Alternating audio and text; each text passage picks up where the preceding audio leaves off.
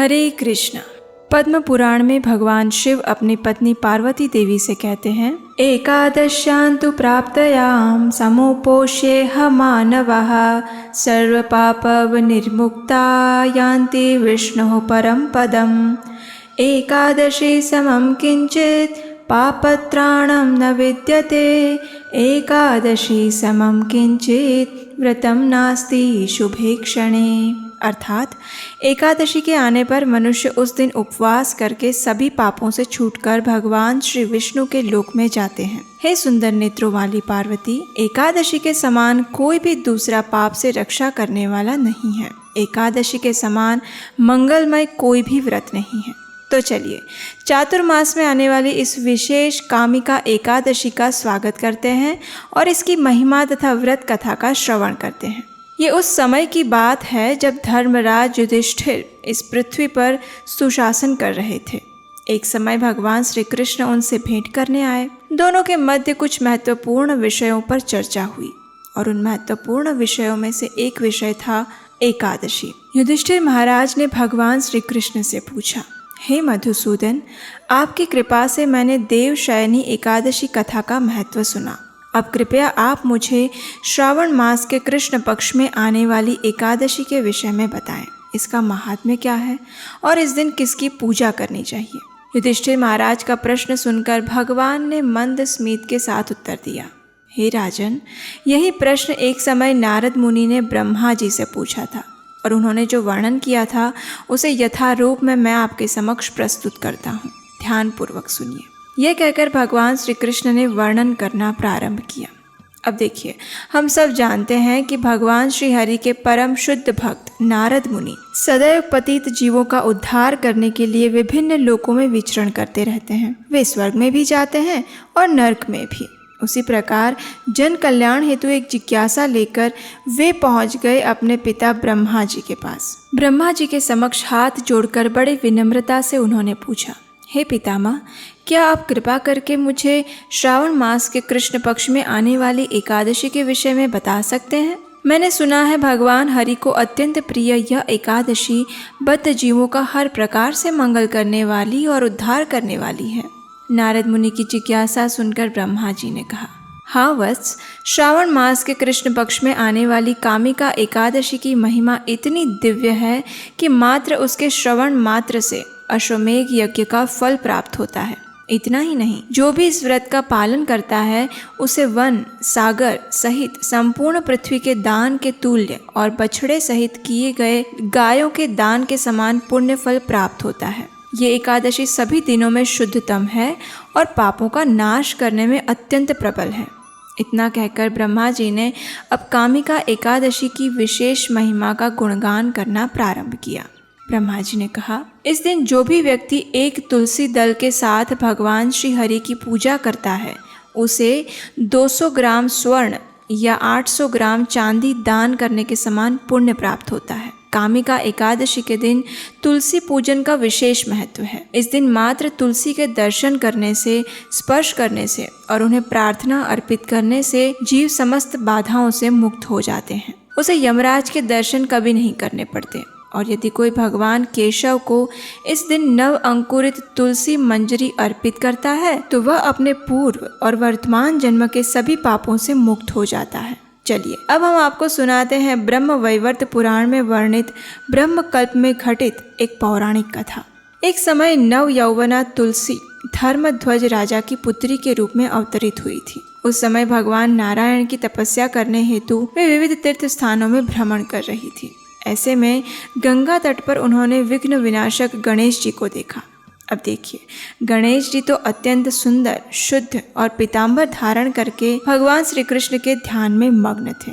उनके इस देदीप्यमान रूप को देखकर तुलसी जी उनसे आकृष्ट हो गई, लेकिन उनका गज मुख देखकर वह उनका उपहास भी करने लगी। ऐसे में तपस्या भंग होने के कारण गणेश जी ने उनसे पूछा, हे देवी, आप कौन हैं और आपके यहाँ आगमन का कारण क्या है? क्या आप नहीं जानती कि तपस्वियों का ध्यान भंग करना सदैव पापजनक होता है? गणेश जी की बात सुनकर तुलसी जी ने कहा, मैं धर्मध्वज की कन्या हूँ और मैं पति प्राप्त करने हेतु तपस्या कर रही हूँ। आपको देखकर मैं आपसे आकृष्ट हुई, कृपया मुझे अपनी पत्नी के रूप में स्वीकार करें। इस बात को सुनकर गणेश जी ने कहा, हे देवी, विवाह करना बड़ा ही भयावह कार्य है और विवाह सर्वदा दुखों का कारण बनता है, इसलिए मेरी विवाह करने की कोई इच्छा नहीं है। इसलिए कृपया आप मेरी ओर से अपना ध्यान हटाकर किसी और पुरुष को ढूंढिए। अब ये सुनकर तुलसी जी को क्रोध आ गया और उन्होंने कहा, तुम्हारा विवाह अवश्य होगा। जब गणेश जी ने उनका ये रूप देखा तो उन्होंने तुलसी जी को श्राप दे दिया कि हे देवी, तुम निसंदेह असुर पत्नी बनोगी और उसके पश्चात भगवत कृपा से तुम वृक्ष बन जाओगी। ये सुनकर तुलसी जी अत्यंत भयभीत हो गई और गणेश जी को प्रार्थनाएं करने लगी कि वो इस श्राप को वापस ले लें। लेकिन गणेश जी ने कहा, नहीं देवी, तुम सभी पुष्पों में प्रमुख बनोगी। कालांतर में तुम भगवान नारायण की प्रिय बनोगी। तुम्हारे द्वारा किया हुआ पूजन मनुष्यों के लिए सदैव लाभकर होगा। तुम भगवान श्री कृष्ण की अत्यंत प्रिय बनोगी और मेरे द्वारा सदैव त्याज्य रहोगी। इस प्रकार हम जानते हैं कि तुलसी देवी आगे चलकर शंखचूड़ असुर की पत्नी बनी और उसके बाद भगवान की प्रिया तुलसी देवी पौधे के रूप में प्रकट हुई। तो अब आप समझ ही गए होंगे कि इस कामिका एकादशी की व्रत विधि में सबसे विशेष विधि है इस दिन तुलसी देवी की पूजा अर्चना करना और भगवान श्री कृष्ण को उनके पत्र या नव अंकुरित मंजरी अर्पित करना। जो भी व्यक्ति चातुर्मास में आने वाली इस विशेष कामिका एकादशी का पालन करना चाहते हैं, उन्हें एकादशी के दिन प्रातः ब्रह्म मुहूर्त में उठना चाहिए, अर्थात सूर्योदय से 1.5 घंटा पहले। ये समय हमने नीचे डिस्क्रिप्शन बॉक्स में भी दिया है। स्नान इत्यादि से स्वच्छ होकर भगवान श्री कृष्ण की मंगला आरती करें।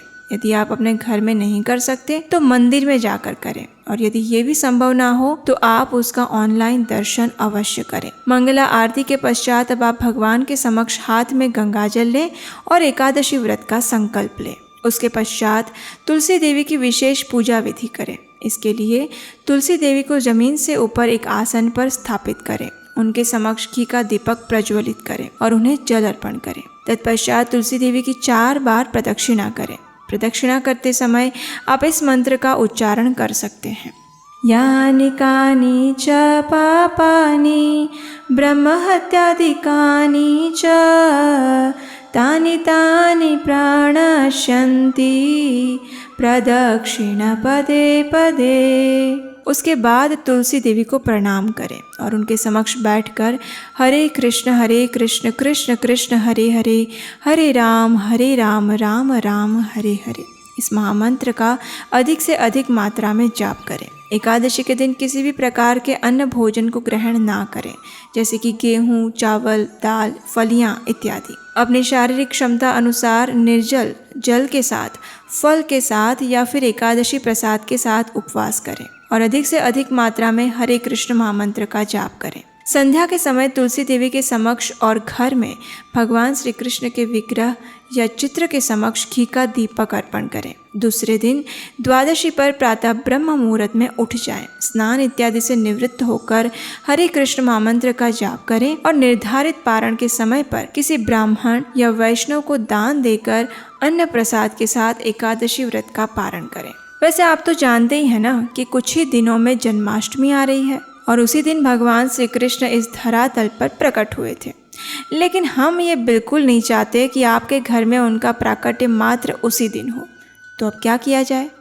करना क्या है, इस वीडियो को देखने के बाद सीधे जाइए नीलाचल.com पर, जहां जगत के नाथ स्वयं जगन्नाथ जी आपकी प्रतीक्षा कर रहे हैं। भक्तों द्वारा विशेष रूप से तैयार किए गए हैं ये अत्यंत मनमोहक हैंडक्राफ्ट के जगन्नाथ जी। और यदि इस जन्माष्टमी से पहले आपने उन्हें अपने घर में आमंत्रित नहीं किया तो फिर जन्माष्टमी पर क्या किया, है ना? तो बस अभी जाइए नीलाचल.com पर और आमंत्रित कीजिए जगन्नाथ जी को अपने घर पर, क्योंकि है जगन्नाथ का साथ तो है जीवन में उल्लास। और हाँ, जाने से पहले हम आपको याद दिला दें कि यदि आप हमारा ये वीडियो पहली बार देख रहे हैं और अभी तक चैनल को सब्सक्राइब नहीं किया है तो अभी कीजिए और नीचे बेल आइकन भी ज़रूर दबाइएगा, जिससे कि ऐसी ही मधुर कथा आप तक निरंतर पहुंचती रहे। यदि आपको हमारा ये प्रयास सराहनीय लगता है और आप अगली एकादशी कथा के लिए हमें सहयोग देना चाहते हैं तो स्क्रीन पर दिए गए नंबर पर आप हमें अपना आर्थिक सहयोग भेज सकते हैं। तो चलिए सर्व मनोकामना पूर्ण करने वाली इस परम पवित्र कामिका एकादशी का पालन करते हैं और आध्यात्मिक पथ पर अग्रसर होते हैं।